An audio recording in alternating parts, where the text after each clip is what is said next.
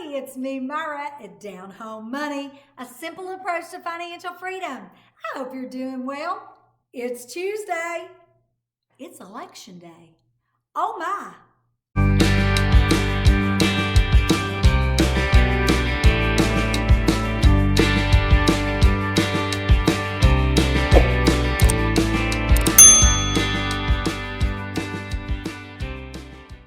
Okay, did you make it out to vote? I sure hope so, because that's one of the best freedoms that we have in this country is we have the right to vote. So I hope you made it out to vote. But today's video, we're going to talk about all the things that are going on in this country. We could possibly have a housing crash. We've already got unemployment at record high levels. The virus, it's not going away. As a matter of fact, it looks like it could be getting worse. Jobs. If we go into another lockdown, so to speak, what's going to happen to small business? We've got a lot of things going on, so stay tuned because I want to share with you what my thoughts are and some of the things I've been looking at and how I'm going to prepare for 2021.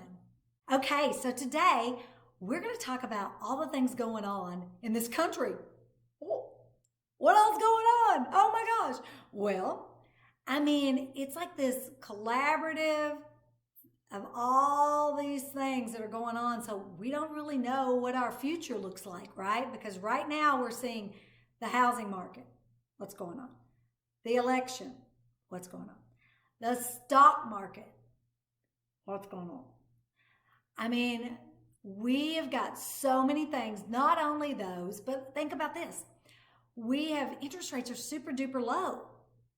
So that's caused the housing market to go up, but our inventory is super duper low. So there's so many things that are pushing they're just pushing all the right buttons for us to have our economy go into a recession. To be quite honest, I hate using that word, but we're seeing all the things because there's so many things. There's just so many. The housing market right now is absolutely crazy. It's crazy. Houses are going on the market. They are getting multiple offers. They're selling super fast because inventory is so low. But the housing market isn't doing that in every state and every area. Remember, housing is local. And so it's so important that if you are in a market that you need, and if you're having financial problems, honestly, and you have all your money tied up in your house, it's probably time to refinance. It's probably time to pull some of your money out. Make sure you get those credit cards paid off. Get your debt under control. Now is the time. There'll never be a better time for you to get your debt under control because having your debt under control gives you freedom. That's what it gives you. And right now, with everything that's happening in our market, whether it be the stock market, so history repeats itself. Kind of interesting. Last week, the week before the election, stock market had a bad week. Check out history. Every week before an election, the stock market has a bad week. So we'll see what happens. Doesn't matter who you voted for. We'll see what happens, right? And you know what? Let me just say this. Please be kind to your neighbor.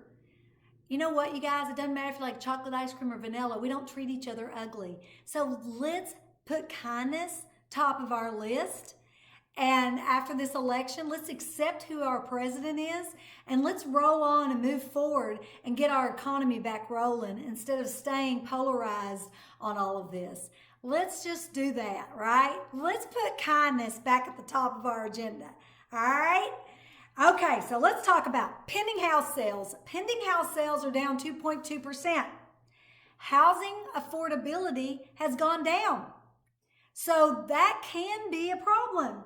As real estate sales are going up and crazy and through the roof, prices go up when interest rate goes down.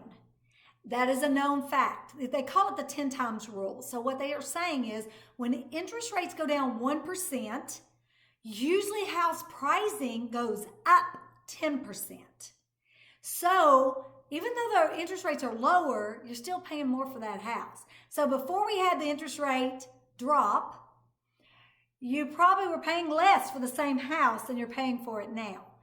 And that will continue until evictions are able to happen. The moratorium is lifted on evictions, which is January.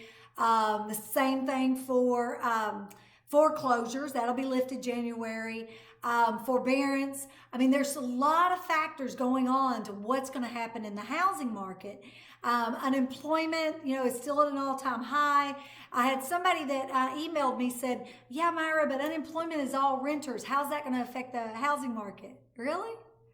I was like, you realize landlords have loans on those homes. And if they can't evict people that haven't paid their rent since July, they're probably going to be in trouble and probably get foreclosed on themselves. Or they'll also may decide, I'm tired of tenants and toilets, and I'm going to sell the property. And we could have a flood of rental properties come on the market once they get the tenant evicted in January. So, I mean, that is an issue, you guys. And I think a lot of times people just think, well, if the renters aren't being put out, that doesn't affect anybody. Oh, it does affect the housing market because a lot of landlords have loans. Most people use leverage. And so, somebody's going to be in trouble. And we'll see if the Congress passes, about, giving some rental subsidies and stuff like that. We'll see. Who knows, right? I mean, nowadays, we really don't know. Everything's up in the air.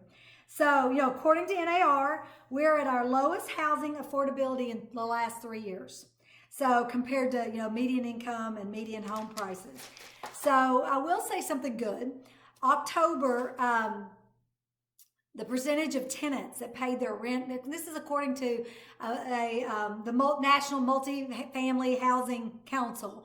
So this is apartments, okay?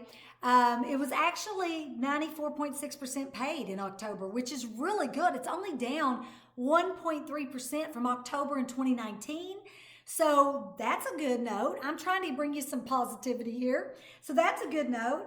But remember, we could have millions of evictions come January. I mean, a lot of, right now there's a lot of pessimism in regards to our housing market. I mean, I watch a lot of news and videos, and there's a lot of people saying that we're going to have a crash, and it's going to crash hard. So I'm sharing with you today that you need to get prepared. And if you're struggling right now making your house payment and you're worried about your job, you should put your house on the market because your house will sell. And you're probably going to be at the top dollar.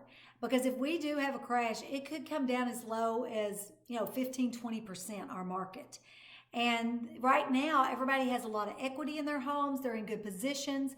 Matter of fact, if I was you and you love your home and it's priced right and you're in a good place, I would tell you that if you have credit card debt or if you owe for your vehicle and the interest is higher than what you can get for a home loan. I saw one for 2.28 yesterday for a 30-year fix. You guys, it doesn't get any cheaper than that. That's ridiculous. So I would tell you that you might want to refinance your house, pay off your credit card debt. You guys, you cannot, in this kind of economy, be carrying a bunch of credit card debt. Those interest rates are eating you alive. You've got to get that under control if you want financial freedom. And that's what this channel is about. This channel is about helping you get to financial freedom. I want to thank you all about my book last week. My book went bestseller. So it launched last week. It went bestseller because of you guys. And I'm so grateful. Thank you so much. I hope you got your copy. I'm going to talk to my publisher about extending the 99-cent Kindle deal so that we can extend that to get more books out there because this is a passion project for me. It's not a money-making project. I want to help other people see their money differently because it's not how much money you make. It's how much money you keep and what you do with it. And are you buying assets to throw off a passive income, whether that be rental property, dividend investments, or maybe a side hustle? There's two ways to financial freedom. One, you reduce your expenses, and that's what we've got to focus on. Two, you get a side hustle, use that money. Let's build you a dividend investment portfolio. I'll put mine up here so you can see what I'm doing. feel free to follow me and match what I'm doing. I'm up to $1,000 a month in passive income on a dividend portfolio. So we'll see you guys next Tuesday. Thank you so much. Be sure to hit subscribe, give us a thumbs up, and we'll see you soon.